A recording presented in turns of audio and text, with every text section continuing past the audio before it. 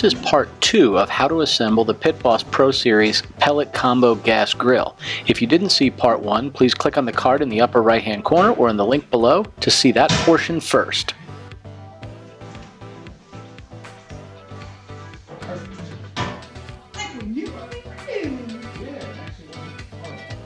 Next step here, and a fairly simple one, is just to install the lid stops. And the nice thing is these already had the screws sitting up in them, and it's just a matter of sliding that in there and tightening them up. So nice and easy. What do they say? Easy peasy lemon squeezy. In there.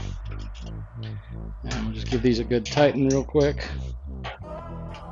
So the directions of this say you only need a screwdriver and a level, but the reality is you do need a wrench. You could just use vice grips. I think it was 7/16 if I recall, but on the inside of this chimney there are nuts that need to be tightened. And it's just a matter of putting the cap down here. What I'm not happy about is it looks like this thing's actually ground down, so you can't screw it all the way down, which I don't like too much, but let's see. Let's see how well it goes down, or if it stops. And this is the way it was in the store too, but I want us to be able to close all the way. So I am going to twist it past that. What I think is that as soon as the part that was ground down gets below the nut that was on there, it'll start spinning easily again. Yep, there we go. And it'll allow me to seal this all the way up if I want to keep the heat from going in there. Yeah, that gives me a lot better control over the airflow. And then if I want to open this up, I can just twist this thing up a little bit more too. So that's good. And if I want to get complete airflow to where the bottom of this is above the chimney, I'll be able to do that as well. So now that I have the chimney on, the next step is to just go ahead and install the handles. And the nice thing is the handles come in the boxes with the screws already in. I mean, just pull the screw out. Be careful you don't want to lose this little bezel that's on here. And if you can see this, there's actually 2 spacers in there too. You want to be real careful you don't lose those. So let's go ahead and open up the lid. This is really pretty easy. It's just a matter of putting the screw through here, putting the bezel and all of its associated parts on as well, and then hand tightening the handle. And this is not an easy position to do it in, but I'm doing this to kind of show how this goes together. Again, real simple. Same thing here. I'm going to take the screw with the lock washers on it, put it through, put the bezel on, and then we're just going to go ahead and put the handle right on here and hand tighten this. And it's important we just do it hand tight because we want to make sure that these are not cross-threaded in any way. This should be able to be turned by hand without an issue. And then once done, we'll tighten those up with a screwdriver. So far, the actual assembly hasn't been bad at all. It's been awkward because it's heavy and it's large, but it hasn't been difficult. So I think, this is not a very tough thing to assemble. So far I'm sitting at about an hour and 25 minutes or so, maybe an hour and a half in time. Not too bad. That included my mistake that took 10 minutes to fix with the legs being backwards. So the next step here is to put these little security bars on, and that's exactly what I'm doing now. And this is when you'll actually use a different size screw that's in the kit. So it doesn't really say whether these bars should be outward, downward, or inward. They're inside of the wheels, so I went ahead and put them so that they stick 90 degrees out this way. They stick out just a little bit, about a finger's width wider than this. It gives me a little bit more locked in area inside. Again, this helps with a little bit of stability, and it's really there to keep things from falling out of here if you're storing something down below. All right, the next thing we're going to do is put this propane tank holder on. There's a small little retaining clip here. It's now just a matter of putting this particular shelf on, so we'll go ahead and give this a shot. Starts with putting the hex nut through here, holding it in place. Then we put the bushing on. Then the washer. And then the nut. I'm just going to go finger tight for now, and I'm going to go ahead and repeat the process on the other side. So this is another spot where you will need a 7/16 wrench, or I'm using a hand socket to tighten these nuts. So as I'm lifting this shelf up and down, it's not easily dropping in there like it should. And I think what's happening is these brackets are bent out just a little bit wide and putting some pressure on it. So I'm going to just give it a little bit of pressure and squeeze them inward so that we can fix that problem and it closes nice and easy. You can see it certainly folds down. It's good and secure. You know, any amount of barbecue you want to put on there would be fine. I wouldn't sit on it, obviously, but it's certainly a good shelf.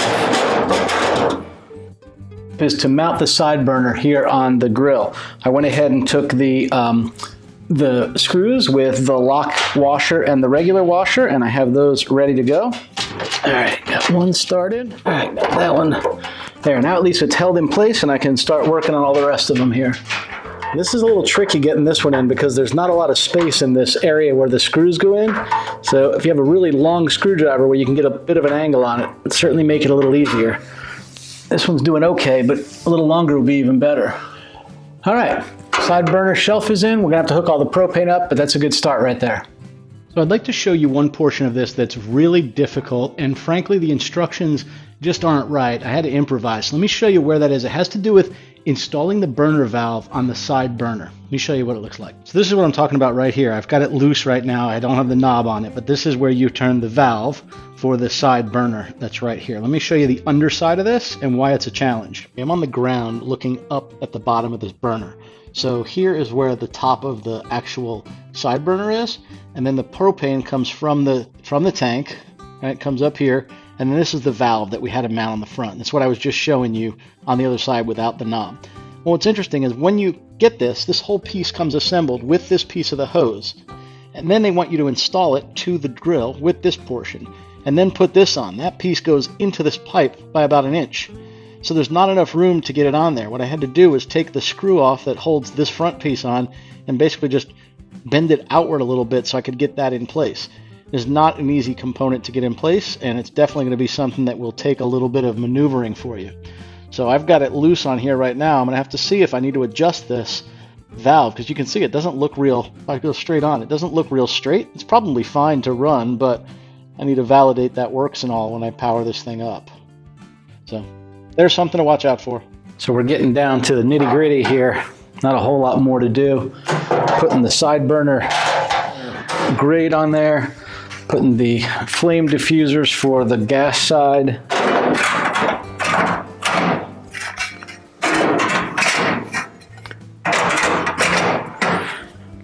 Grates go in.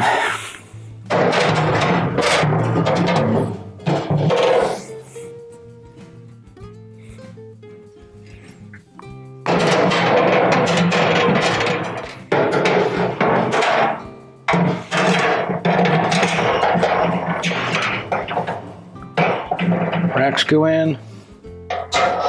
There's a smoke lever here that allows me to open the damper. The smoke lever allows me to open this up, let smoke from this side into that side. Keep that closed. It's now time to put the heat diffuser in here.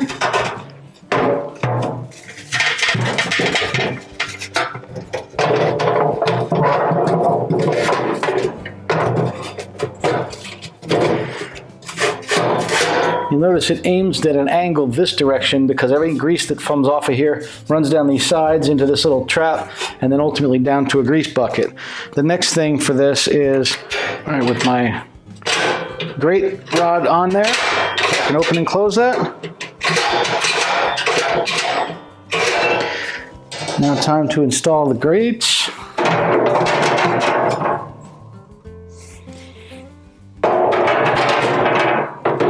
I do like these nice big porcelain grates. And this little guy goes in next. And she locks into place. All in all, this assembly took between 2 hours and 15 minutes and 2.5 hours. I'm hoping that by having the instructions that I provided here, you avoid some of the little gotchas that I run into. Having those legs reversed certainly cost me some time, and that side burner valve assembly did not match the instructions at all. As a matter of fact, there's several places in the book of instructions where you know, they had like a sticker with new instructions on it stuck down over the portion of the book how it was printed.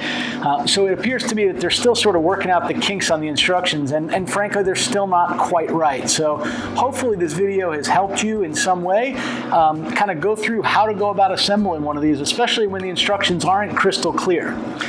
I would still say you're definitely better off putting one of these together yourself if you have the patience and can use a screwdriver and a wrench, and you have a helper, because there's a couple of places where it's hard to do all on your own. But I would recommend doing it. As I mentioned before, I saw several places the way it was set up in Lowe's where they just didn't have it set up the way it was designed to be. A drip pan was reversed. This was stripped out and wasn't able to go up and down real easy. And there were a couple of other little things, but I would encourage you to do it yourself. Hopefully this video has assisted you with that, and I think over time I will eventually do another video on how to burn this in, the first couple of cooks we do, maintaining it, the first cleaning, some of those things. Just because it's such a new model, I think people are looking for information about them, and I thought I couldn't find it online. It'd be nice for me to share what I uncover. By the way, I am not a barbecue pro. I'm not one of these guys that's, you know, out smoking food every weekend or anything. I'm just a guy that likes to grill out from time to time. So this sale seemed really versatile, give me a lot of options. And frankly, the price is about what you're going to pay for a pretty good just gas grill alone. So let me get the rest of these stickers pulled off. I'm going to power it up, make sure my control unit comes on, but I'm not even fueling it up at this stage. I have pellets that I'll put in tomorrow or the next day when I sort of burn it in, and I put a propane tank on it, but you know, I don't want to move it outside and test it all out. So let me peel these stickers off, and we'll get the control center turned on.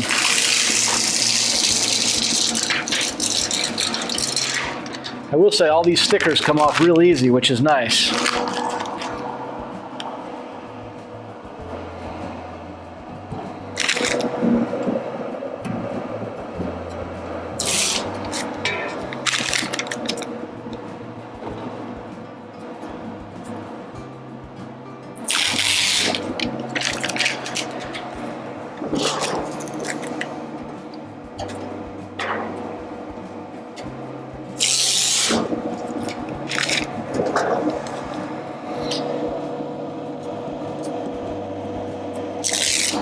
So I've got it plugged in. I do not have any anything in the hopper.